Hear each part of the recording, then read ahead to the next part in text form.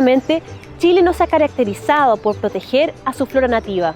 Muy conocido es el caso de la alstroemeria, que hace décadas fue llevada por los holandeses, quienes la mejoraron genéticamente y la patentaron.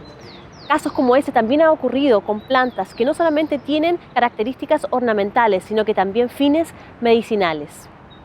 Pero pese a la falta de protección, hay personas que están trabajando en mantener y, por supuesto, propagar lo que es la flora nativa.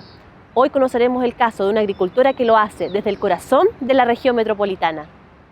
Esta semana comenzamos la aventura en el norte de la región metropolitana, en la comuna de Huechuraba. Llamada por los mapuches como Huechurahue o lugar de la greda, esta zona fue testigo de la llegada de los españoles en el siglo XVI. De corazón agrícola por mucho tiempo, la localidad vivió una rápida urbanización en los años 90, pero aún tiene pequeños rincones verdes.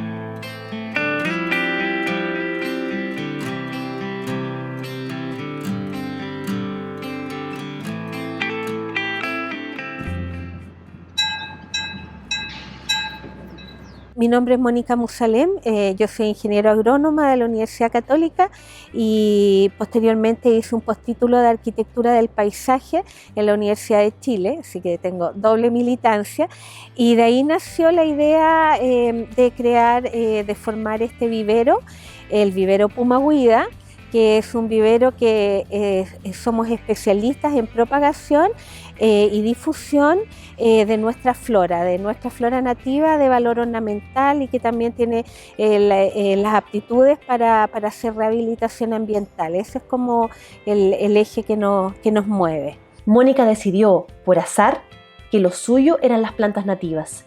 Se instaló en plena comuna de Huechuraba y ha visto cómo el entorno antes agrícola se ha convertido al cemento. Está enamorada de sus plantas, las que cuida como hijas. ¿Hace cuántos años están acá? Bueno, el vivero empezó exactamente este año, hace 20 años, en septiembre, justamente ahora. O sea, esto es para como nuestro aniversario, claro. Fue en septiembre de 1996 que me surgió la idea de crear un vivero que pusiera en valor nuestra flora nativa y la manejara como planta ornamental, con la idea que todos los jardines públicos, privados, las áreas verdes, nuestros parques públicos, nuestras calles, se usara nuestra flora, la flora nativa, la flora chilena, que se destacara y que le diera una identidad particular a nuestros espacios verdes. Y la idea entonces era manejarla como una flora, como se manejaban las plantas ornamentales, en formatos grandes, bonitos, bien presentados, cosa que la gente pudiera armar sus jardines y parques incorporando nuestra flora. Esa fue la idea original y en eso es lo que hemos estado empeñados en estos 20 años de trabajo. ¿Por qué el énfasis en flora nativa? Mira, yo siempre fui una amante de la naturaleza, siempre he sentido que somos un país privilegiado desde el punto de vista del paisaje maravilloso que tenemos y de nuestra flora, y siempre preocupada por cómo iban avanzando las cosas, ¿verdad? Lo que me motivó era darme cuenta que cultivar nuestra flora era una forma de poder contribuir en que cada uno de nosotros, con una acción tan pequeña o tan mínima, así como cultivar una planta nuestra en maceta o incorporarla en los jardines, puede ayudar a la conservación de nuestra flora, que por distintos temas, por el avance de la actividad humana, ¿verdad? La agricultura, la minería, las urbanizaciones, o por todos los problemas que estamos viendo ahora del cambio climático, que viene de antes, pero lo visualizamos ahora, está cada vez más amenazada los hábitats, los ecosistemas naturales. Entonces, lo ideal es proteger in situ, en el lugar, pero si eso no se podía, yo decía, por último, el sueño de que nuestras áreas verdes, nuestros parques, nuestros jardines incorporaran la flora para que las futuras generaciones pudieran conocer y pudiéramos conservar este patrimonio vegetal que es de todos. Y si no lo cuidamos nosotros, ¿quién lo cuida? Chile tiene que cuidar sus propios, nosotros tenemos una responsabilidad social, ¿verdad?, de cada uno de nosotros, de cuidar lo que tenemos, lo que se nos dio para ser cuidado. ¿Cuántas especies tienes acá? Mira, en la flora chilena, en la flora nativa, hay reconocida o identificada cerca de 5.000 especies o tipos de plantas. 5.000. Y nosotros en este minuto apenas, o sea, bueno, es un trabajo muy largo, ha sido un trabajo de mucho esfuerzo y dedicación, pero estamos trabajando con 180 especies nativas, de las 180 especies que ya están incorporadas al mercado, que ya le hemos hecho lo que llamamos el proceso de domesticación, que las hemos aprendido a propagar, hemos aprendido a cultivarla, hemos aprendido cómo es su ciclo fenológico, cómo se comportan cuando brotan, cuando florecen, cuando dan fruto, qué les afecta, qué no, resisten las heladas o no, cómo podarlas, cómo manejarlas. Nuestra flora hay que aprender a quererla a veces de una manera diferente, porque la flora chilena, que es de la zona sur, es en sí bella, o sea, tú la miras y a mí, a ti, a todos nos va a gustar al tiro porque es ornamentalmente, visualmente es muy linda, pero la flora de la zona mediterránea o xerófita,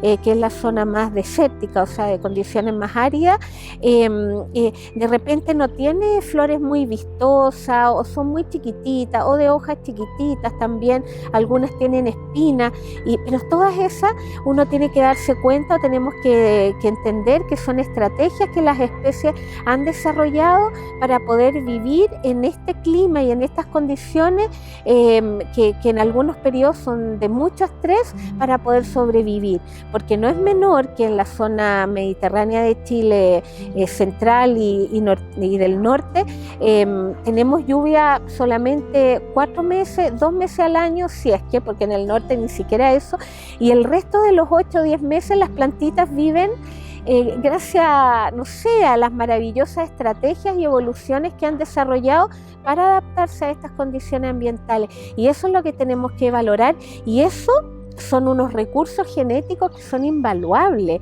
y que los tenemos que cuidar y no permitir que eso se pierda. Y también es importante tomar conciencia y transmitir que el 50% más o menos de la flora que existe en Chile existe nada más que acá y en ninguna otra parte del mundo. Eso es lo que se llama la flora endémica, ¿verdad? Hay endemismo de país y hay muchos endemismos locales o regionales, y eso es una doble responsabilidad de cuidar esas especies. ¿Qué flora andina nativa se dice que fue llevada por los holandeses? A, la alstroemeria, B, la rosa o C, el clavel. No te vayas, ya volvemos con la respuesta.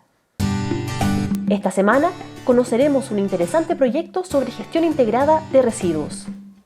Uno de los problemas socioambientales más importantes del país es la gran y creciente producción de distintos tipos de residuos sólidos, como los orgánicos derivados de la agroindustria y los relaves generados por la minería metálica. Aunque estos residuos sólidos no son definidos como peligrosos, su inadecuada gestión puede derivar en problemas ambientales. Existen distintas tecnologías para el cierre efectivo de depósitos de relaves a nivel internacional, los que permiten lograr la adecuada estabilización tanto física como química de estos residuos.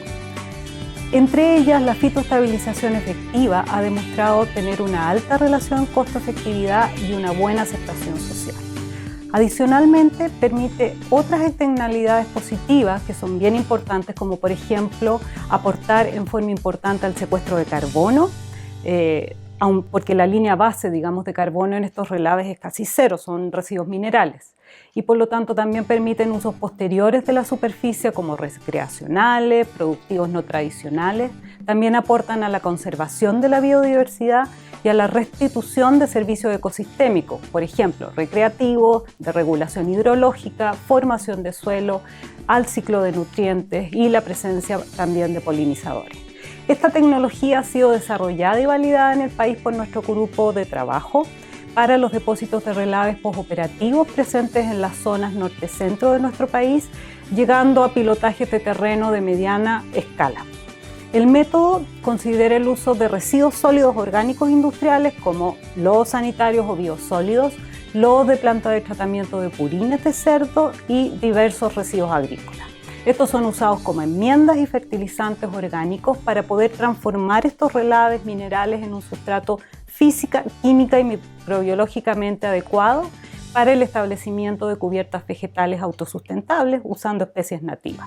Las dosis y formas de aplicación de estos residuos orgánicos industriales dependen de muchos factores, que son residuo y sitio específico. Por lo tanto, la aplicación de esta tecnología requiere de una expertise adecuada. No lo puede hacer cualquier persona.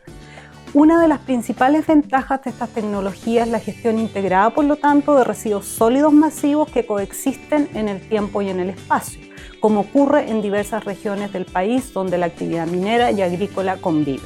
Esta condición constituye, por lo tanto, una oportunidad única para valorizar residuos sólidos orgánicos industriales generados en grandes volúmenes y la estabilización costo-efectiva de depósitos de relaves o operativas de grandes extensiones superficiales.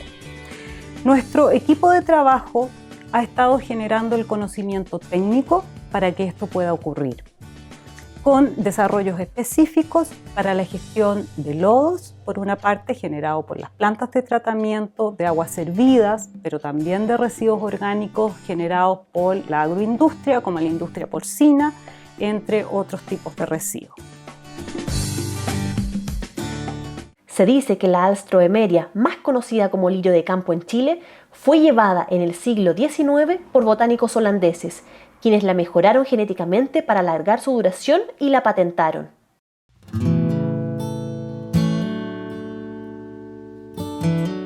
Mónica, cuéntanos, Cuéntame. ¿dónde estamos acá? Bueno, aquí estamos donde todo comienza para las plantitas. Este es el vivero de propagación, donde tenemos todos los inicios de la producción de las plantas en Speedling. Acá en el invernadero estamos donde se origina todo. Donde se origina todo, exactamente. Cuéntanos, ¿dónde se origina tu pasión? Ah, bueno, mira, yo no sé, fue una cosa muy particular porque yo bueno, como te conté antes, yo soy ingeniero agrónomo y empecé trabajando en distintas cosas. Trabajé primero en control de calidad de fruta, pero era algo que no me motivó mucho. Pues trabajé en la universidad en enología y luego yo empecé a trabajar en este campo que era de mis padres, que es de mis padres, haciendo hortalizas para semillas o para congelado, también producción de alfalfa. Arrendé los campos de los alrededores. Hace 20 años atrás, todo lo que tú ves acá, las villas estas industrias de acá al frente, eran puros campos maravillosos. Esto es Huechuraba, era una comuna campesina, agrícola, y se cultivaba mucho, habían pequeños campesinos y también grandes agricultores que trabajaban acá. Y yo arrendaba tierras y trabajé en eso. Y trabajé en eso muchos años, yo te diría, no sé, unos 15 años o algo así, haciendo estas producciones para empresas que compraban congelados o semilleras. Y un día y me tocaba volver un mayo, porque el calendario agrícola es de mayo a mayo, y me tocaba nuevamente decir, bueno, ¿y ahora qué pongo? ¿Cuál va a ser mi panorama, mi estrategia? ¿Qué cultivos voy a cultivar? ¿Qué contratos voy a hacer? Pero yo sentía como, yo no tengo nada que decir que me estaba yendo bien, yo estaba contenta, ya tenía todo mi sistema organizado, pero había un ruido interno, un bichito interno que me decía, yo quiero algo más, quiero algo que estaba todo como muy armadito, muy en beneficio mío, de la gente que trabajaba conmigo, pero éramos muy local, tenía límites muy, muy cercanos, y yo tenía ganas de hacer algo que trascendiera más, o sentía esa necesidad interna, sin identificarla mucho, de hacer algo que trascendiera más, que fuera un aporte, que fuera un servicio a la comunidad o social, ¿verdad?, al país. Que el hecho que yo fuera ingeniera agrónoma tuviera un sentido más profundo, no solamente en beneficio mío. Y entonces dije, me voy a dar un año sabático y no voy a cultivar nada. Devolví las tierras que arrendaba y me quedé solo trabajando esta parcela que es de mis padres. Y me acuerdo patente que en febrero salió un aviso en la revista del Campo y decía postítulo de Arquitectura del Paisaje de la Universidad de Chile, y era específicamente para profesionales arquitectos, salía agrónomo, ingenieros forestales y geógrafos, ponte tú. Y yo de la nada, porque yo ningún contacto con el tema del paisajismo, no sé por qué, porque y yo dije voy a averiguar. Y no solo averigüé, me inscribí en un mundo totalmente nuevo y sin haberlo pensado antes, sin haberlo planificado. Tengo todavía la imagen de cuando leí el aviso, y fue un postítulo que duró 1 año y medio y fue una experiencia maravillosa por el grupo humano que se formó entre todas estas profesionales, este equipo multidisciplinario de profesiones y de miradas al paisaje, ¿verdad? Porque cada profesión viene con su propia mirada desde su ámbito, un equipo de profesores maravillosos también, que los recuerdo siempre con mucho cariño. Y con todo este grupo hemos seguido en contacto, participando siempre en desarrollo del paisajismo en Chile, en proyectos de paisajismo. Y bueno, y ahí me acuerdo que se tocó el tema de la flora nativa así en una forma bien como tangencial, y yo me cuestioné por qué en Chile no se usaba más flora nativa en los jardines, porque Prager, este diseñador paisajístico que hizo obras tan bonitas en Chile, que nos dejó un legado tan lindo, él sí incorporaba flora nativa en sus jardines, no muchas, pero lo que era típico, ¿verdad? El maitén, los peumos, las pataguas, los quillay, los bellotos, y yo me preguntaba por qué no se incorporaba más o por qué no había más disponibilidad de especies.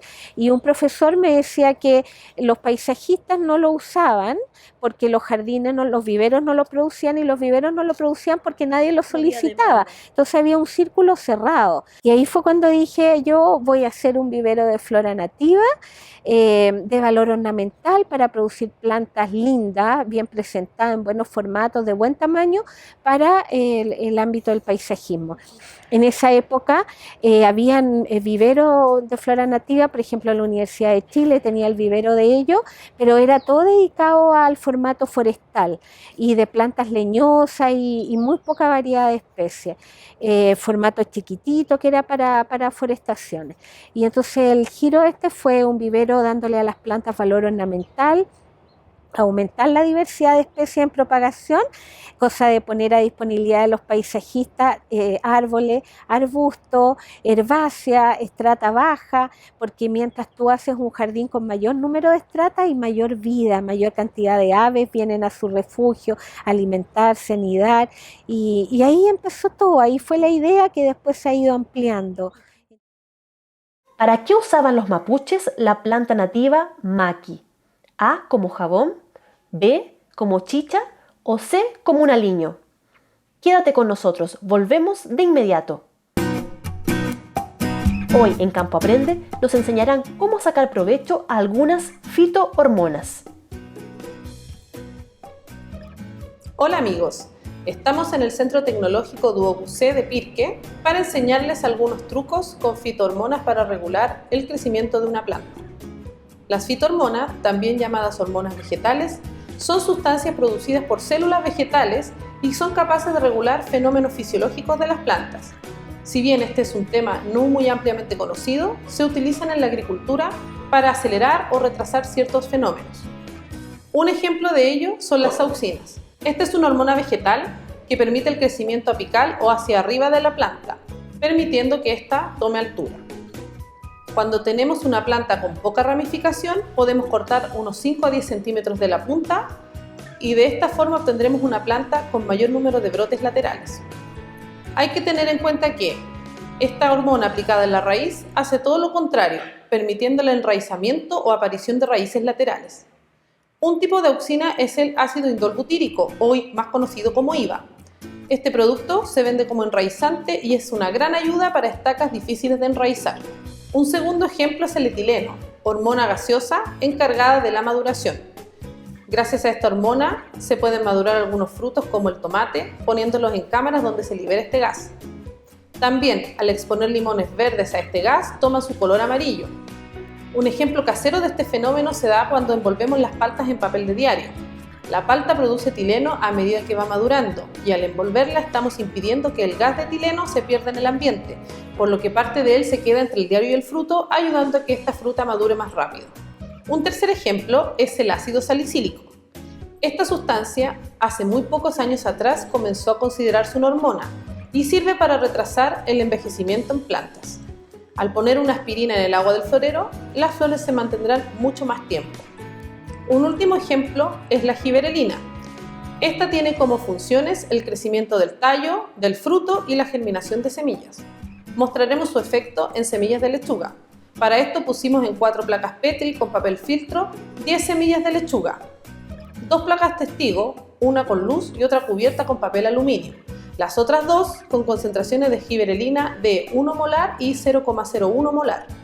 Los resultados indican que esta hormona favorece la germinación aun cuando la semilla de lechuga esté privada de luz. El naturalista e historiador francés Claudio Gay documentó en su Atlas de Historia Física y Política de Chile que los mapuches utilizaban el maqui para preparar chicha, ideal ahora que estamos de fiestas patrias. Hoy se sabe que es un potente antioxidante, entre otras propiedades.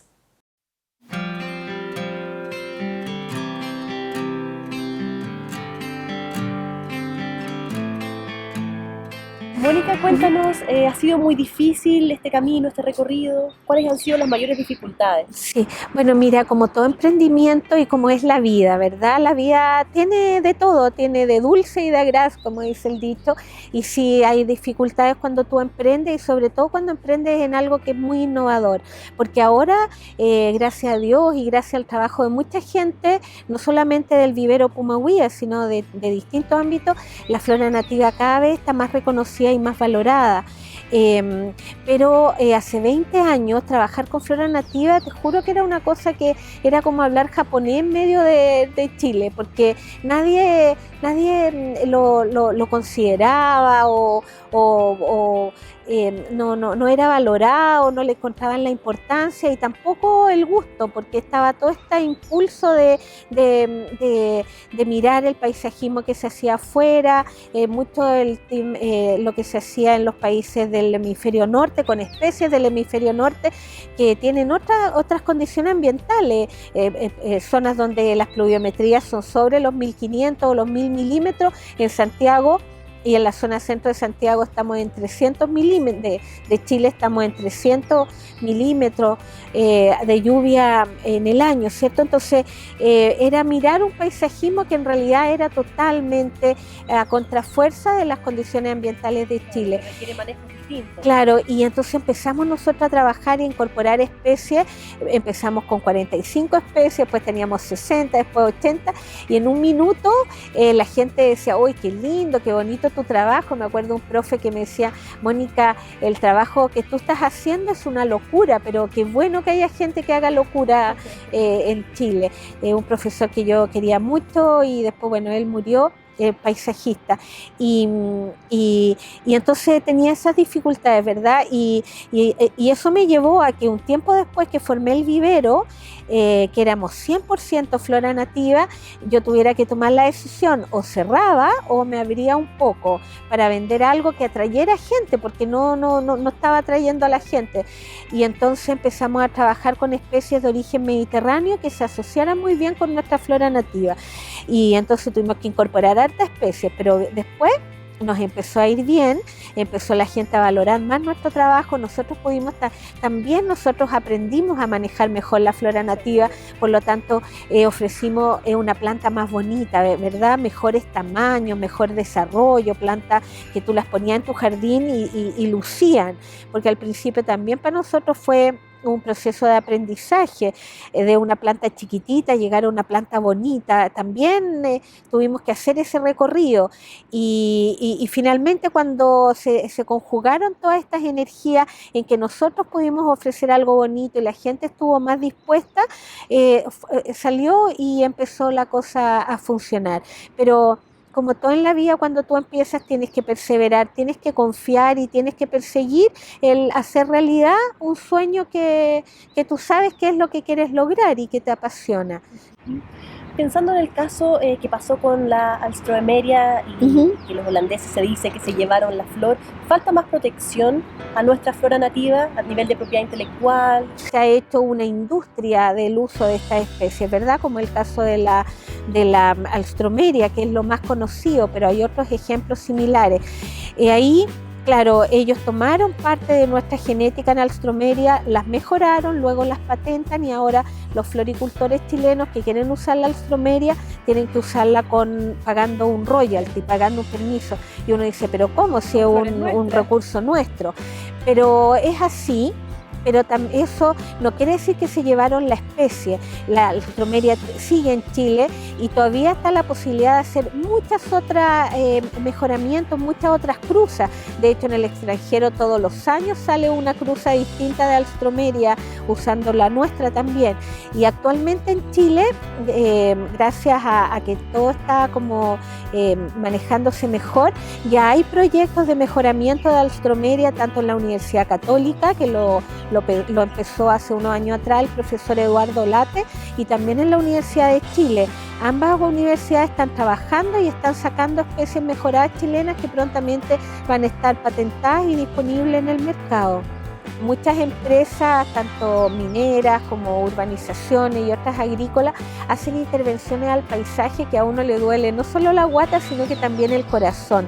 Cuando tú ves cómo hacen urbanizaciones sin mirar el lugar que van a intervenir y dañan especies que por mucho que después digan, yo destruyo una pero planto 50, ya no es lo mismo.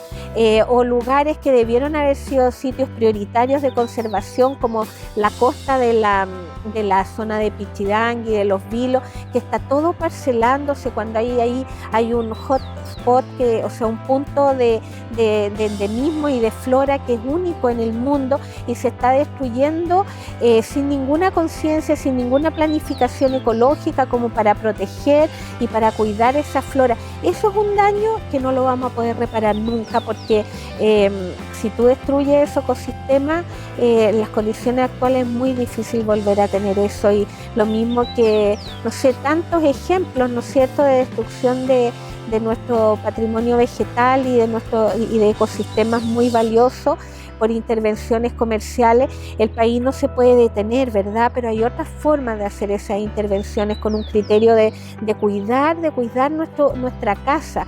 En nuestro país, nuestro territorio es nuestra casa. Si nosotros la destruimos, la empobrecemos, la degradamos, perdemos nuestros recursos, no vamos a terminar en una historia bien, vamos a terminar mal. Nosotros necesitamos que nuestra naturaleza esté bien para nosotros como seres humanos y parte de esta naturaleza estemos bien, o si no, no es un buen pronóstico a futuro. Hemos tenido la suerte de recorrer esos bosques maravillosos, esos lagos preciosos, la zona central con toda su cordillera. La cordillera de nuestra zona, tú te integras en los valles y es maravilloso. El norte de Chile uno empieza a valorar ese milagro maravilloso que es el desierto florido, el altiplano, todas esas cosas que ocurren en la naturaleza, que tú te das cuenta que la naturaleza, la flora y la fauna, cómo fue habitando este territorio, y pensar que las futuras generaciones no van a tener la suerte que hemos tenido nosotros, a mí me apena mucho y me mueve a tratar de hacer cosas y de promover, despertar otra conciencia. Tener más conciencia para preservar nuestra flora nativa, así como también preferirla al momento de elegir plantaciones, son parte fundamental de nuestros desafíos. Otro también importante es empezar a patentar lo que es nuestro. Nos despedimos, pero no sin antes dejarlos invitados a que nos sigan en nuestras redes sociales y que por supuesto se mantengan en la franja País Cultural de UCB Televisión. Nos vemos la próxima semana en Historias de Campo.